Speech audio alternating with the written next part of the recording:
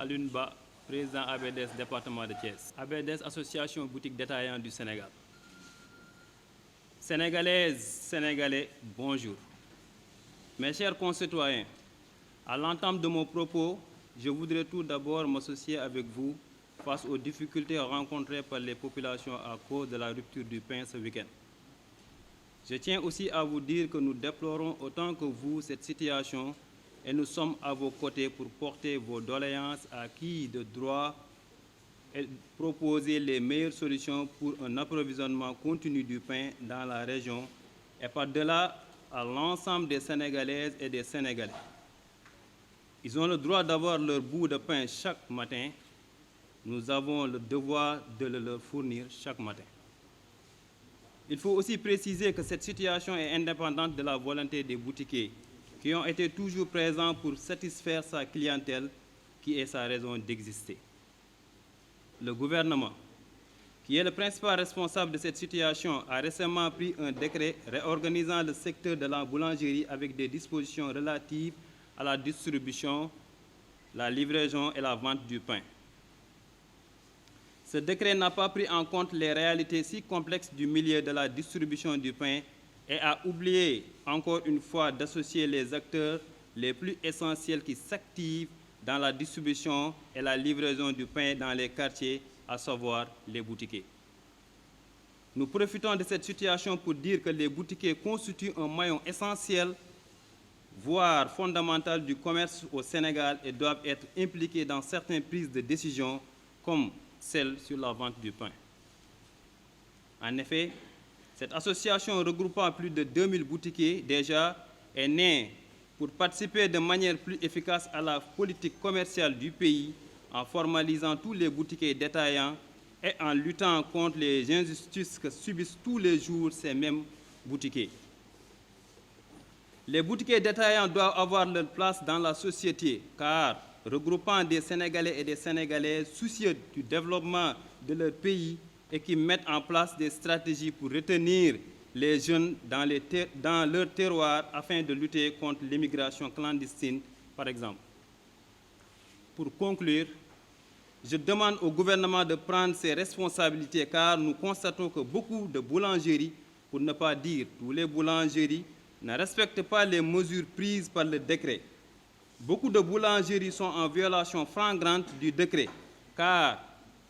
elles n'ont pas les moyens de respecter les dispositions sanitaires de distribution et de livraison parce que ne disposant tout simplement pas de véhicules ni de kiosques appropriés. Donc, comprenez tous que les boutiquiers ne sont pas responsables de ce désordre et il ne doit pas y avoir deux poids, deux mesures dans une république. On n'applique pas une loi par précipitation. En effet, en cette période de Covid-19, l'application d'une telle mesure participerait plutôt à la progression de la maladie car créant des regroupements inappropriés dans les boulangeries qui n'ont pas assez de points de vente pour ravitailler toute la population. Nous rappelons que si des mesures rectificatives ne sont pas prises dans les autorités compétentes dans les meilleurs délais, ABDS continuera le boycott de tous les produits et même voire fermer toutes les boutiques. Je vous remercie et que Dieu nous aide à vaincre cette pandémie. Amin. maa ngi tudd Mamadou Amadou Dem, coordinateur boutique détaillant du Sénégal. Tey liñ fi dajale lu jiitu dañuy massaw nit ñi nga xam ne dañ daan yeew dem ci bitik di jënd mburu. Ñun ñëpp gis nañu démb ba tey amul benn nit boo xamante ne dem nga ci bitik yi nga ne ñu jaay la mburu ñu jaay la ko. Lu ko waral nag dafa am benn décret bi ñu wàcc te décret bi baaxul ci population bi baaxul ci ñun ñëpp. Ñun nag ñu jël ci suñu responsable. Gouvernement Sénégal jaaroon na fii mu ne na bitik yi jaay détail ci Sénégal nañu bàyyi jaay garab ñun ñëpp ñu xam ne loolu suñu santé la ñu bàyyi ko xaalis jaraluñu suñu santé. ñu delluwaat ñu ne na bitik yi bàyyi jaay mbuus ñun ñëpp ñu xam ne loolu suñu environnement la ñu bàyyi ko waaye tey ñu delluwaat ñu ne na bitig bàyyi jaay mburu na bàyyi jaay pain au lait bépp xeet bi ñuy defaree farine buggutuñ koo gis ci bitig ñun nag ci njaboot bi lañ bokk te ci la ñuy teddee te dañoo yor ay kër tey jii kenn xamul ñaata bitig ñoo nekk ci Sénégal yoo xamante ne dañuy dund ci mburu ñun nag li ñuy wax président de la République mooy kenn du créer emploi rey emploi créer emploi rey emploi mooy bugg créer emploi nga ne bitik yi bàyyi leen jaay loolu mooy nañ tëj suñu bitik toog te ginnaaw nag ku fi jaayati mburu dañ lay alamaan dañ lay jàpp di la alamaan loolu moo tax ñun ñu woo suñuy association bi yépp ñu mànkoo ñu nekk ci Thiès ak ñu nekk Tivaouane ak ñu nekk Mbour ak mboolem fu bitik nekk bokk ci association bitik détaillant du Sénégal moo xam Matam moo xam Kédougou moo xam Saint-Louis ñu ngi lay xamal ne taxaw nañu pour wax ak ministère bi wax ak président de la République pour mu xoolaat bu baax a baax lu muy def ñun dañoo bëgg bu ñuy jëleti dogal ñu waxtaan ak ñun parce que mbiru mburu bi bu ñu ko bëggee jël ci bitik dañuy lor sénégalais yi surtout ci jamono bi ñu nekk maa ngi sant yàlla nag bu baax a baax bi Covid 19 bi commencé ba tey dégguñu benn bitikee bu am corona lu ko waral mooy bitikee yi dañ doon def chaque 6 mois dem ñu geestu seen yaram ndax wér nañu ndax mun nañoo jaay ñu ngi ciy sant yàlla bu baax ñu teg ay contrôle yu sévère ñu nekk ci ñun guddeeg bëccëg chaque jour ñuy xool sa yaram ndax wér nga walla wéroo bitikee boo fi gis rek am na kayit buy wane ne wér na mun na jaay waaye léegi ñu jékki-jékki bëgg jël mburu bi ci ñooñu nga xam ne ñépp xam nañ ne wér nañu ñu yóbbu ko fan kenn xamul ñu ngi xamal président de la République ay doomu réewam ay njabootam ñoo nekk ci bitik yi di jaay détail toll nañu nag mu gëstu leen war na leen gëstu ñun dañoo toll foo xamante ne dafa ñoo war a gëstu ndax dañoo yor njaboot te lu ñu chargé dafa bari ndax ku jaaxle bitik ngay dem ku jaaxle bitik ngay dem ñu ngi roppati nag li ñu doon dundee ndànk par ndànk te léegi mu jeex robiñ nag li ci gën a gaaw mooy tëj compteur bi ndax boo tëjee compteur bi dootul xelleeti ñu ngi ñaan ministère bi lu mu jël ci ndogal bitik bu mu jaayati xeetu farine ñu ngi koy ñaan mu dellu ci ginnaaw walla mu wooñu mu waxtaan ak ñun loolu nag président de la République laa ci jiital ak ministère du commerce bi ak gouverneur bi nga xam ne moom moo yor région de Thiès arrêté nañu jaay mburu bi ba ñu waxtaan ak ñoom autorités yi bëgguñu nag population bi loru te xam nañ ñu commencé nañu loru te it ñi yor mburu bi ak ñi ko ŋànk dañoo bari nañ ñu woo ñu toog ñu waxtaan ci loolu. En fait dafa am décret boo xam ne dafa génn mu nekk ci ñaari fànn benn bi dañ ne dafa ne article 10 bi dafa wax ne article 10 dafa wax ne mburu mënuñu koo jaay lu dul producteur bi nangul ne dala lay nangul ne yow mën na laa jaay ñun ñëpp xam ne ni producteur bi mooy boulangerie bi beneen article bi nga xam ne moo ñu concerné mu ne mburu mënu su koy jaay lu dul boutique bi nga xamante ne méngoo na ak charte yi nga xamante ne mooy jaay mburu ñun bu doon loolu rek la bu doon article bi mu mujjee wax rek dañuy dem rek defar parce que am nañu xaalis mën nañ defar suñu boutique ba mu méngoo ak ni ñu ko bëggee mais dafa am leneen loo xam ne moo ñu nar a gàllankoor mooy producteur bi moo ñu war a jox mburu te ñun xam nañ ne producteur bi dañoo bëgg a nangu li ñu yor mburu bi ñuy jaay moo leen di déranger c'est en fait loolu mooy problème bi boulangerie bi li nga laajte ndax ñun mën nañ assurer du ñun ñooy assurer kii joxe mburu bi décret bi dafa wax ne la boulangerie bi moom mooy am point am mooy ravitailler point am te moom moo ko war a def ci ay oto yu méngoo ak jamono boulangerie bi ci jëm boppam moom li ko war ci article bi yëpp defu ko léegi ñun bu ñu woowee ñu ne bàyyi leen jaay mburu alors que ñoo ngi gis ay Jakarta ak ñeneen ñu dul jeex di def naka su dul noonu pourquoi ñu singili borom boutique yi c'est parce que xam nañ ne foofu la xaalis bi nekk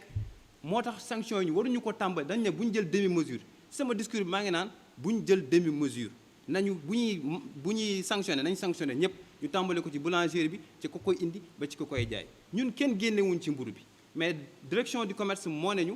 mburu bu leen ko jaay ñu ne leen déet ñun terewuñ ñu jaay mburu dañ ñu wax ndax na ngeen méngoo ak ni nga war a jaayee mburu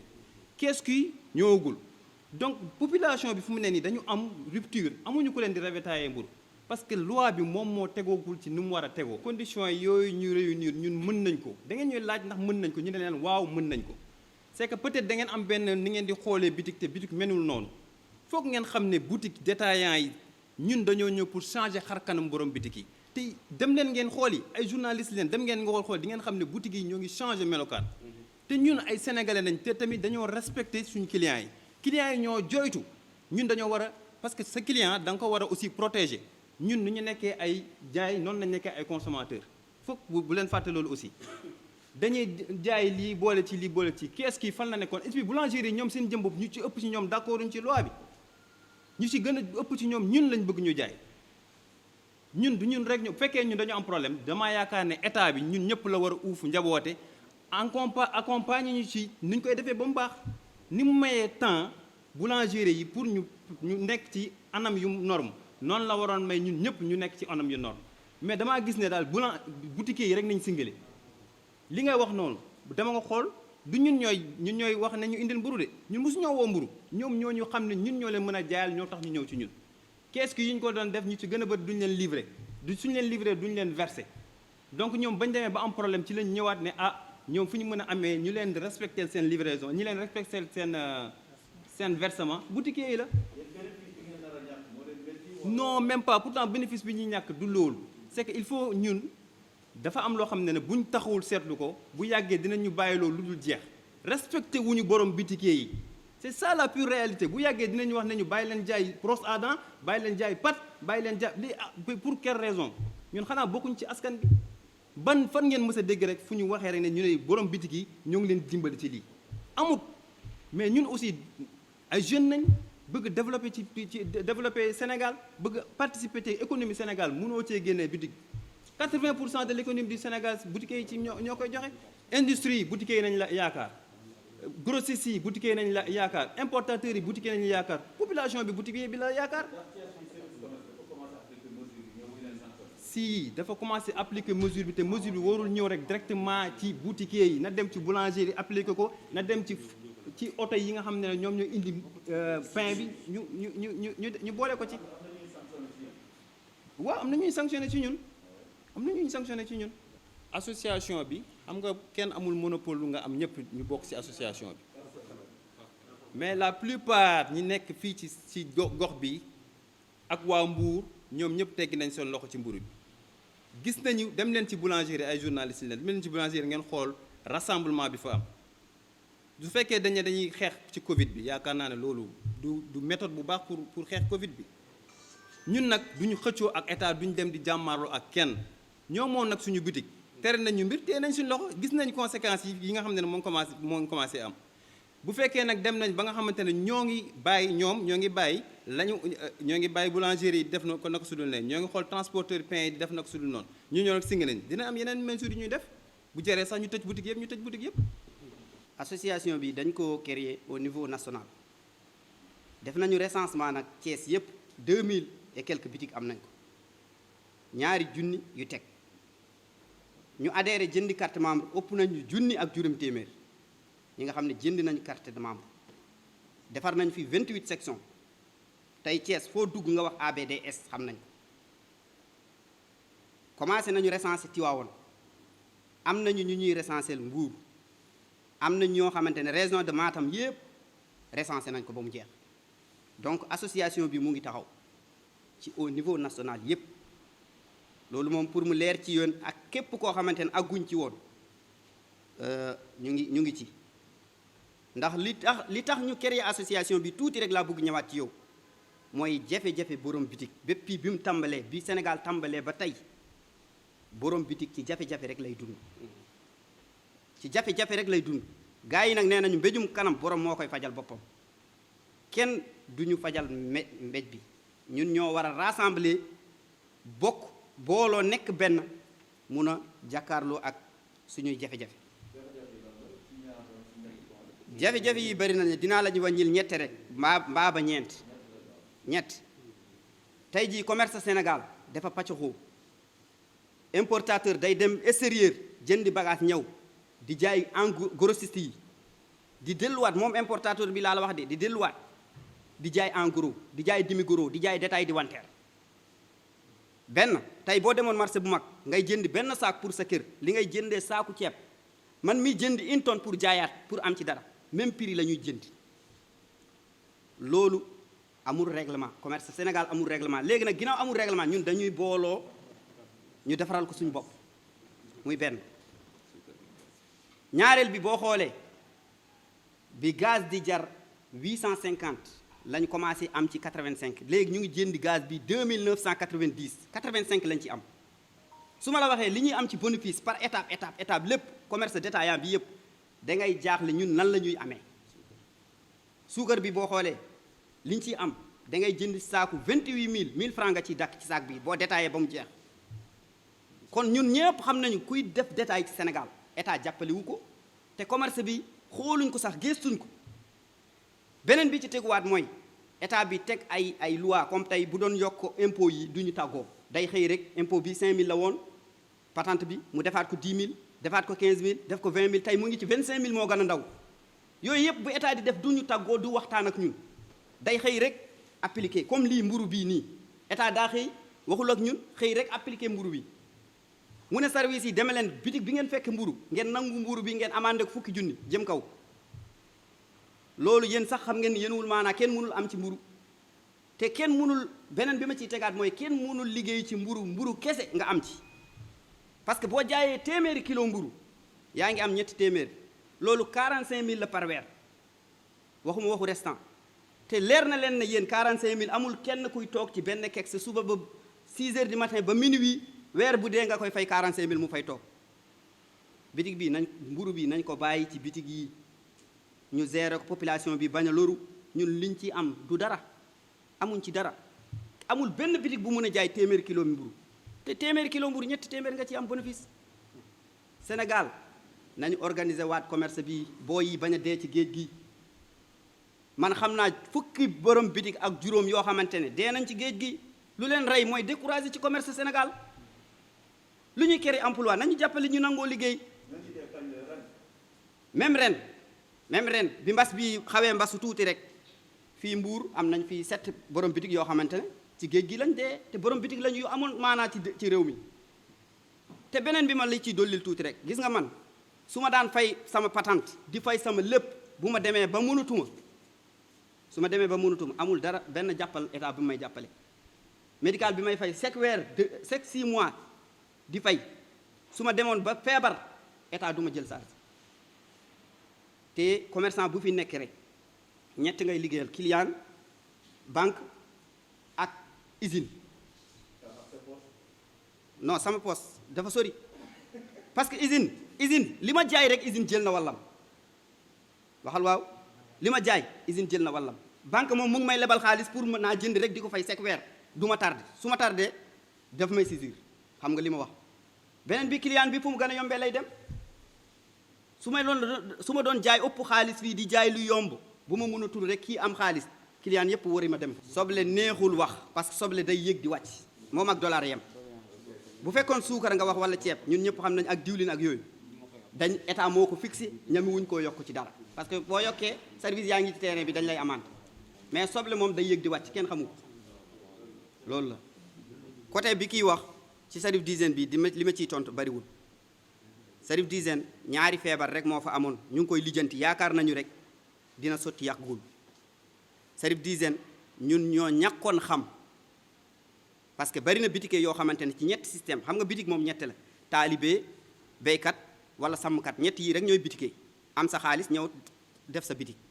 ñu bari ci ñun nag dañoo xamul woon ban position nga war a taxaw ba kenn du la daan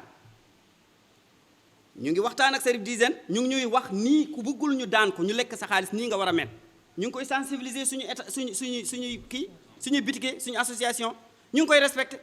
tey sonnatuñ ci service d'hygiène 100%